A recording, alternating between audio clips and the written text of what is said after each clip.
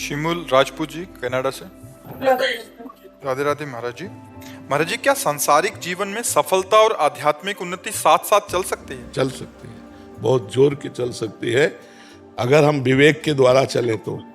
अधर्माचरण करने वाला आध्यात्मिक हो ही नहीं सकता, और अधर्माचरण करने वाला अगर उन्नति को प्राप्त हो रहा है तो पूर्व पुण्य से हो रहा है।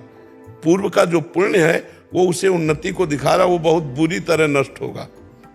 पहले हमें कवच पहनना पड़ेगा कि अधर्माचरण हमारे अंदर ना आने पावे।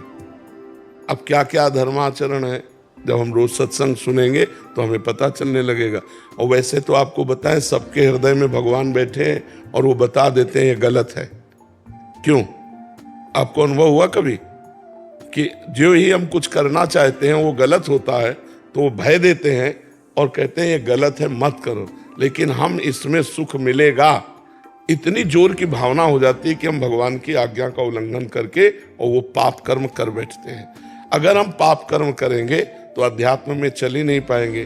तो इसीलिए प्रायः संसारिक आदमी अध्यात्म को स्वीकार नहीं करता, क्योंकि वो पाप कर्म करता है। पापवंत कर सहज स्वभाव, भजन मोर ते भाव न काऊ, जो पे दुष्ट हृदय सोई होई, मोरे सन्मुख आव की सोई। वो पापाचरण के कारण अध्यात्म को स्वीकार नहीं करता। यदि पापाचरण त्याग कर दे तो अध्यात्म और सांसारिक उन्नति साथ साथ चलती जाएगी। चक्रवर्ती सम्राट महाराज अम्बरीश जी थे और महान भागवत भी थे। जनक जी परम ज्ञानी हैं और राजा भी हैं, तो साथ साथ दोनों बातें चल सकती हैं यदि गंदे आचरणों का त्याग कर दिया जाए तो। पर है कठिन, क्योंकि गंदा आचरण हम छोड़ नहीं पाते। गंदा आचरण होता कब है? जब हम मन के अनुसार चलते हैं। और गंदा आचरण छूटता कब है? जब हम शास्त्र के अनुसार चलते हैं। तस्मात् शास्त्रम प्रमाणन्ते कार्याकार्यो व्यवस्थितो। कार्य और अकार्य की व्यवस्था शास्त्रों में की गई। तो सब शास्त्रों का ज्ञान ना हो तो संतों का संग करो, तो वो सार बातें आपको सत्संग में सुनाते रहेंगे तो आपका ज्ञान प्रकाशित होता रहेगा। अगर हम शास्त्रीय ज्ञान के अनुसार अपने कर्म का अनुष्ठान करें, अब जैसे आप कोई पदाधिकारी हैं, आपको पता है घूस लेना कानूनी अपराध है और भागवतिक भी अपराध है, लेकिन कौन मानता है? आप विचार करो। आपको पता है कि निर्दोष को बख्शना और दोषी को दंड देना यही हमारा कर्तव्य है, लेकिन कहां कर्तव्य का पालन करता है? क्या वो नहीं जानता है पाप करना है? अब वो कहे कि हमें आध्यात्मिक भी उन्नति करने और लौकिक भी उन्नति करने, तो लौकिक आ गया, लेकिन ये जब फूटेगा इसका जहर तो पूरा वंश को बर्बाद कर देगा। तो पहले तो धर्माचरण पे चलना सीखा जाए तो हम आध्यात्मिक उन्नति को प्राप्त कर लेंगे।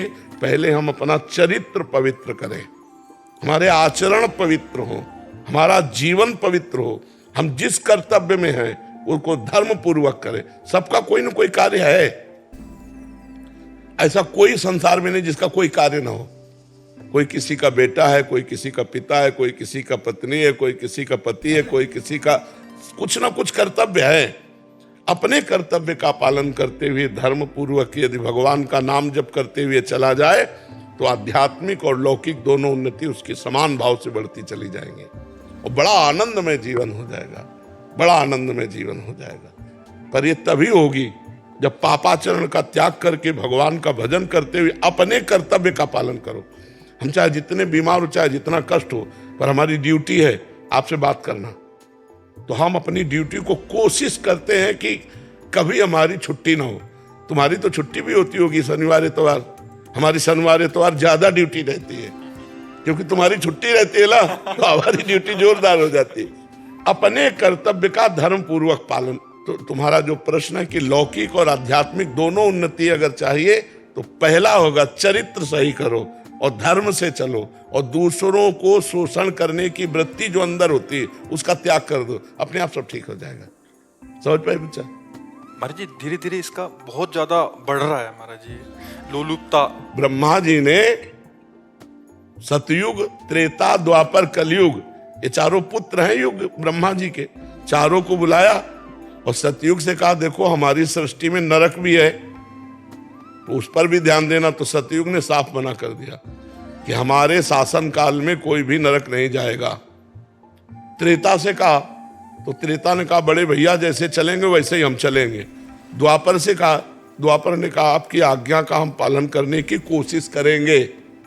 कलयुग ने कहा, तो कलयुग से जब कहा कि तुम नरक की, तो उन्होंने कहा पिताजी आप निश्चिंत रहो। जैसे बड़े भैया ने कहा ना कि हमारे राज्य में कोई नरक नहीं जाएगा, तो हमारे शासन काल में चूक हो जाए तो कोई स्वर्ग या भगवान को प्राप्त करे, सीधा नरक है, सीधा नरक। अब देखो नरक वाली बातें हो रही नहीं हो रही, बेईमानी, नाना प्रकार का छल कपट, सब जितने, कोई ऐसा बिरला होगा जो शराब न पीता हो, मांस न खाता हो, पराई स्त्री से व्यभिचार न करता हो, नहीं तो बच्चापन से ही शुरू हो गया, गर्लफ्रेंड बॉयफ्रेंड सब, ये नरक के सर्टिफिकेट है। त्रिविधम नरकस्येदम द्वारन नाशन मात्मना कामा क्रोधा तथा लोभा तस्मा देत्रयम तजेत। ये नरक जो है रास्ता है, काम क्रोध लोभ, यही रास्ते हैं। और इनसे बच कौन रहा है? जो भगवान का भजन ईमानदारी से सत्यता से कर रहा है, ड्रामे वाला भी नहीं, ईमानदारी से जो चल कर।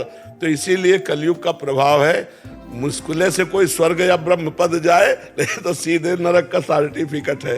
आप तो कलयुग को टक्कर दे रहे हैं फिर सब। हम भगवान के बल से, हमारी सामर्थ्य नहीं है, ये भगवान के नाम के बल से, भगवान की महिमा के बल से कुछ घसीट रहे हम भी, कि हमारी झोली में आवे तो ठाकुर जी तक भेजे, न नरक न स्वर्ग, सीधे भगवान, सीधे निकुंज, सीधे राधा रानी के चरणों में। सही पूछो तो भगवान किसको चाहिए? ये कोई बिरला चाहता है कि शरीर छूटे, इससे पहले मैं भगवान को प्राप्त हो जाऊं। इस आवागमन से मैं ऊब गया हूं, संसार के झूठे नकली प्यार से ऊब गया हूं। हे प्रभु, मैं आपको प्यार करना चाहता हूं, आपको पाना चाहता हूं। ये कोई बिरला हृदय में होगा जो परम पवित्र होगा।